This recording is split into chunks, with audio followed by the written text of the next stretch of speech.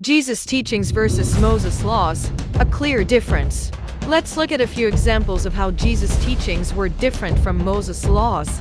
Moses' law said, "Love your neighbor and hate your enemy," Leviticus 19:18. But Jesus taught, "Love your enemies and pray for those who persecute you," Matthew 5:44. Moses' law said, "Whoever does any work on the Sabbath day is to be put to death," Exodus 31:15. But Jesus said, "The Sabbath was made for man, not man for the Sabbath," Mark 2:27. Moses' law required stoning for adultery.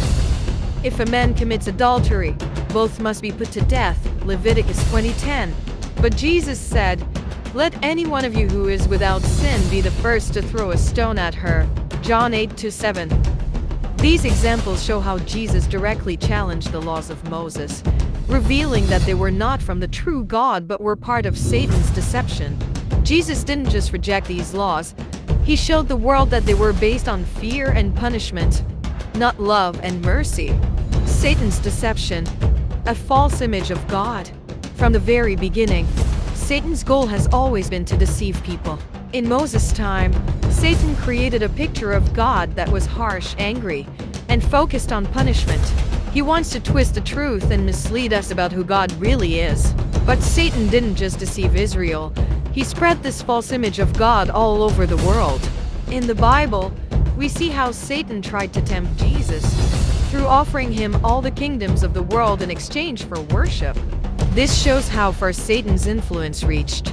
He wanted to be worshipped, and he used Moses and the laws to get people to worship him. In Matthew 4:8-9, again, the devil took him to a very high mountain and showed him all the kingdoms of the world and their splendor. "All this I will give you," he said, "if you will bow down and worship me."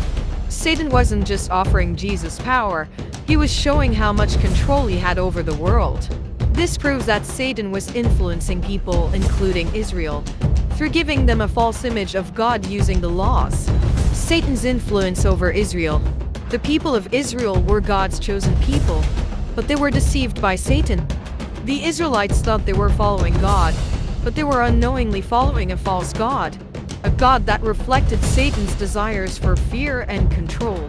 In John 8:42-44, Jesus confronted the religious leaders and said, "If God were your father, you would love me, for I have come here from God. I have not come on my own. God sent me." Why is my language not clear to you? Because you are unable to hear what I say. You belong to your father, the devil, and you want to carry out your father's desires. Here, Jesus was telling the religious leaders that they had been deceived. They thought they were following God, but their rejection of Jesus showed they were actually following Satan. The false image of God created by Moses, God Yahweh, had led them astray. Why didn't Jesus just say Moses, God is Satan? Jesus didn't just come out and say, Moses, God is Satan. Why? Because he wanted people to see the truth for themselves. Jesus and his Father wanted people to make a genuine decision. The true Almighty God wanted to give everyone, including Satan, a fair chance and an opportunity for people to choose between good and evil. The true God didn't want to force anyone into belief. Instead, God wanted people to truly understand the difference. This isn't about tricking people or making them believe something without understanding.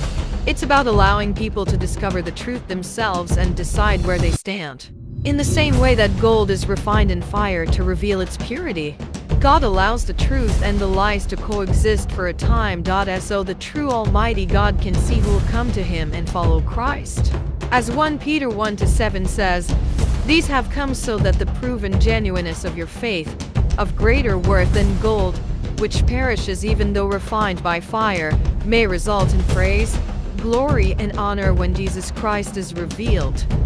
This process tests their faith, just like gold must go through fire to show its purity.